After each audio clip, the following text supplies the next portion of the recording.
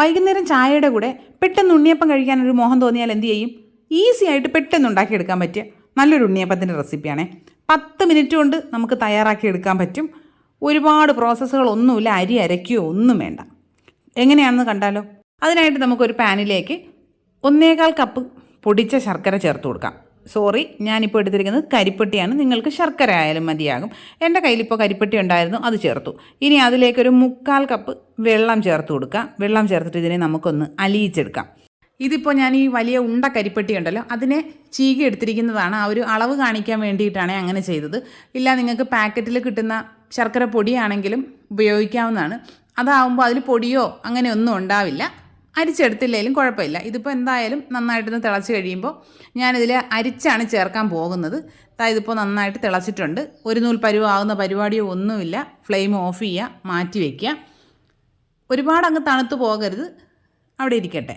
ഇനി നമുക്കൊരു പാനിലേക്ക് കുറച്ച് നെയ്യൊന്ന് ഒഴിച്ചു കൊടുക്കുക. 1 ടേബിൾ സ്പൂൺ നെയ്യ് ഒഴിച്ചിട്ട് അതിലേക്ക് ഏകദേശം ഒരു കൊപ്രയായി വരുന്ന തേങ്ങയുണ്ടല്ലോ, അതിനെ ചേർത്ത് കൊടുക്കുക.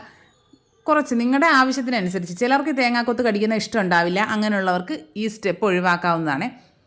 ഇനി വേറൊരു ബൗളിലേക്ക് അരിപ്പൊടി ചേർത്ത് കൊടുക്കാം. 1 കപ്പ് അരിപ്പൊടിയാണ് എടുത്തിരിക്കുന്നത്. ഇതിപ്പോൾ സാധാരണ പാക്കറ്റിൽ വാങ്ങുന്ന പത്തിരിപ്പൊടി ഉണ്ടല്ലോ, അതാണ്. അതിന് നമുക്ക് ചേർത്ത് കൊടുക്കാം. ഇനി ഇതിലേക്ക് ചേർക്കേണ്ടത് 1/2 കപ്പ് ഗോതമ്പ് പൊടിയാണ്. ഗോതമ്പ് പൊടിക്ക് പകരം നിങ്ങൾക്ക് വേണമെങ്കിൽ മൈദയും യൂസ് ചെയ്യാം. ഞാനിപ്പോൾ ഗോതമ്പ് പൊടിയാണ് ചേർത്തിരിക്കുന്നത്. ഇതിലേക്കൊരു 1/4 ടീസ്പൂൺ ഉപ്പ് കൂടി ചേർത്തിട്ട് ഒന്ന് മിക്സ് ചെയ്തെടുക്കാം. ഈ ഉപ്പ് എല്ലാ ഭാഗത്തേക്കും ആകുന്ന തരത്തിലൊന്ന് മിക്സ് ചെയ്ത് കൊടുക്കാം. ഇനി ഇതിലേക്ക് നമ്മുടെ ശർക്കരപ്പാനി ഒഴിച്ചു കൊടുക്കാം. ഇപ്പോഴും നല്ല ചൂടിലിരിക്കുന്ന ശർക്കരപ്പാനിയാണ്. അത് ആ ചൂടോടുകൂടി തന്നെ ഇതിലേക്ക് അരിച്ചൊഴിച്ചു കൊടുക്കുക. നന്നായിട്ട് മിക്സ് ചെയ്യുക. ഒരു വിസ്കോ എന്തെങ്കിലും വെച്ചിട്ട് പെട്ടെന്ന് തന്നെ ഒന്ന് മിക്സ് ചെയ്യുക. ശർക്കരപ്പാനിയുടെ ചൂട് കൊണ്ട് മാവ് കട്ട കെട്ടി പോകാതിരിക്കാനായിട്ട് ശ്രദ്ധിക്കുക. നന്നായിട്ട് ഇളക്കി കൊടുക്കുക. വിസ്കില്ല എങ്കിൽ ഒരു ഫോർക്ക് വെച്ചിട്ടായാലും നല്ലതുപോലെ മിക്സ് ചെയ്തെടുക്കാം. ഇപ്പോൾ ഈ വിസ്കിൽ ഇങ്ങനെ അകത്ത് കയറി പറ്റി പിടിക്കുന്നുണ്ട്. അതിനെ നമുക്ക് ഇടയ്ക്കിടയ്ക്ക് കുടഞ്ഞിട്ട് മിക്സ് ചെയ്തെടുക്കാവുന്നതാണ്. ഇപ്പോൾ ഇത് നല്ല തിക്കായിട്ടുള്ളൊരു ബാറ്ററല്ലേ. ഇനി നമുക്കിതിനെ കുറച്ചുകൂടി ഒന്ന് ലൂസാക്കി എടുക്കണം. അതിനായിട്ട് 1/2 കപ്പ് ചൂടുവെള്ളമാണ് ഞാനിതിലേക്ക് ഒഴിക്കുന്നത്. നമ്മൾ ആ ശർക്കര പാനി കാച്ചിയ പാത്രത്തിൽ തന്നെ ഒരു 1/2 കപ്പ് വെള്ളം ഒഴിച്ച് അതിനെ ഒന്ന് ചൂടാക്കി എടുത്തതാണ്. തിളച്ച വെള്ളമല്ല, എന്നാലും നല്ല ചൂടുള്ള വെള്ളമാണ് ഇതിലേക്ക് ഒഴിച്ചു കൊടുത്ത് മിക്സ് ചെയ്യേണ്ടത്. പച്ചവെള്ളം ഒഴിക്കുകയേ ചെയ്യരുത്, ചൂടുള്ള വെള്ളം തന്നെ ഒഴിക്കുക.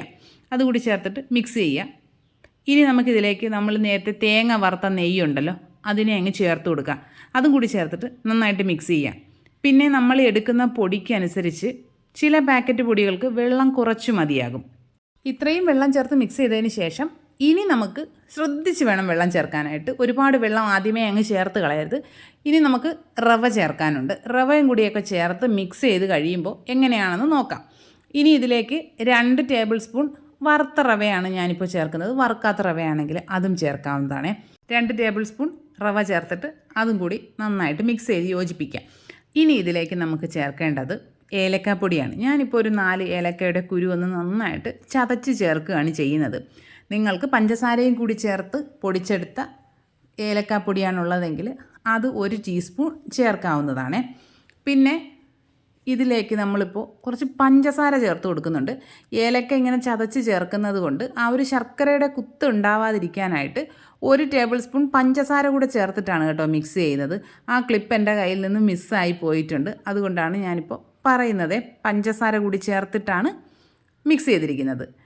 ഇനി വിസ്ക് മാറ്റിയതിന് ശേഷം ഒരു സ്പാച്ചുല കൊണ്ട് ആ ബൗളിൻ്റെ സൈഡിലുള്ളതൊക്കെ നമുക്ക് നന്നായിട്ട് ഇതിലേക്ക് യോജിപ്പിച്ചെടുക്കാം. ഇനി ഇതിലേക്ക് ഞാനിപ്പോൾ ഒരു 2 ടേബിൾ സ്പൂൺ വെള്ളം കൂടി ചേർക്കുന്നുണ്ട്. അതിൽ കുറേശ്ശെ ചേർത്ത് വേണം നോക്കാനായിട്ട്. ആദ്യം 1 ടേബിൾ സ്പൂൺ വെള്ളം ചേർത്ത് മിക്സ് ചെയ്യുക. വീണ്ടും 1 ടേബിൾ സ്പൂൺ വെള്ളം കൂടി ചേർക്കുന്നുണ്ട്. അങ്ങനെ 2 ടേബിൾ സ്പൂൺ വെള്ളം ചേർത്ത് മിക്സ് ചെയ്തെടുക്കുക. പൊടിയുടെ ആ ഒരു കൺസിസ്റ്റൻസി അനുസരിച്ച് നോക്കി വേണം നമ്മൾ ചേർക്കാനായിട്ട്. ഈ പൊടിക്ക് ഇപ്പോൾ അത്യാവശ്യം വെള്ളം വേണ്ട ഒരവസ്ഥയാണ് എനിക്ക് തോന്നുന്നത്. അതുകൊണ്ടാണ് ഞാൻ കുറച്ചുകൂടി വെള്ളം ചേർത്ത് കൊടുക്കുന്നത്. ആദ്യമേ ഉള്ള വെള്ളം എല്ലാം കൂടി ഒഴിച്ചിട്ട് കുളമാക്കി എടുക്കരുതേ. ഇപ്പോൾ ഏകദേശം ഒന്ന് റെഡി ആയിട്ടുണ്ട്. ഇനി ഇതിലേക്ക് നമുക്ക് തേങ്ങ വറുത്തതിന് ചേർത്ത് കൊടുക്കാവുന്നതാണ്.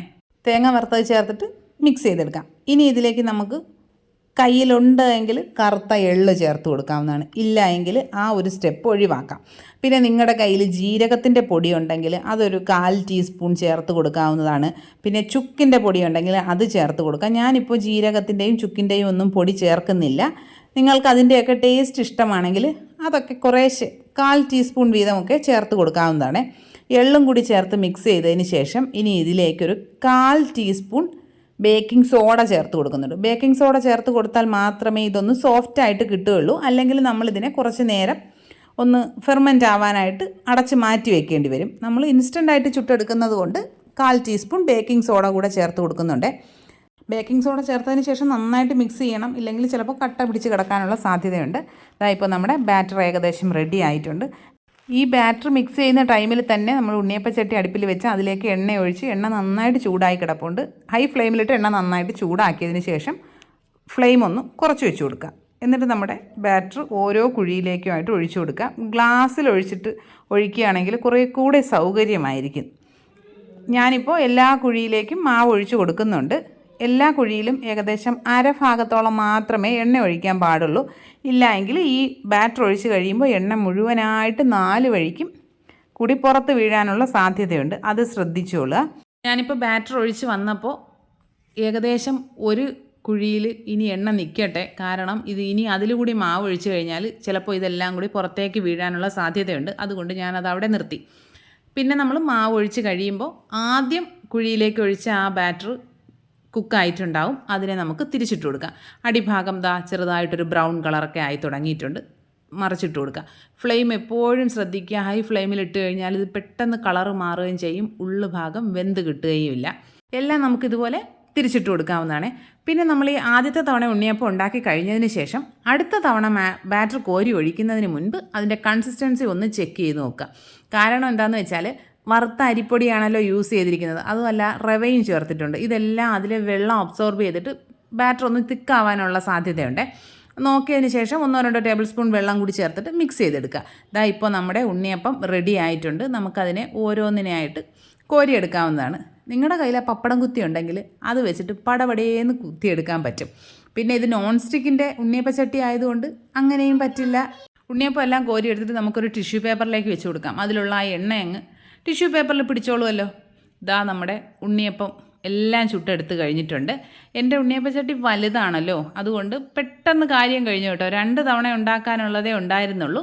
അത്രയ്ക്ക് എളുപ്പത്തിൽ കാര്യം കഴിഞ്ഞിട്ടുണ്ട്. നല്ല ഉണ്ണിയപ്പമാണ്. നമ്മൾ അരി അരച്ചുണ്ടാക്കുന്ന ഉണ്ണിയപ്പത്തിൻ്റെ അതേ ടേസ്റ്റിൽ അതേപോലത്തെ പെർഫെക്ഷനുള്ള ഒരു ഉണ്ണിയപ്പമാണ്. എല്ലാ കൂട്ടുകാരും ട്രൈ ചെയ്ത് നോക്കുക. ഫീഡ്ബാക്സൊക്കെ കമൻറ്റ് ബോക്സിൽ അറിയിക്കുക. വീഡിയോ ഇഷ്ടപ്പെട്ടാൽ ലൈക്ക് ചെയ്യുക, കമൻറ്റ് ചെയ്യുക, ഷെയർ ചെയ്യുക, ചാനൽ സബ്സ്ക്രൈബ് ചെയ്യുക. നിങ്ങളുടെ നിർദ്ദേശങ്ങളൊക്കെ കമൻറ്റ് ബോക്സിൽ അറിയിക്കാവുന്നതാണ്. നിങ്ങൾക്ക് ഏതുതരം വീഡിയോസാണ് ഇഷ്ടമെന്ന് കൂടി കമൻറ്റ് ബോക്സിൽ പറയുക. അപ്പോൾ ഇനി നമുക്ക് മറ്റൊരു അടിപൊളി വീഡിയോ ആയിട്ട് ഉടനെ തന്നെ കാണാം. അതുവരെ എല്ലാ കൂട്ടുകാർക്കും ബൈ.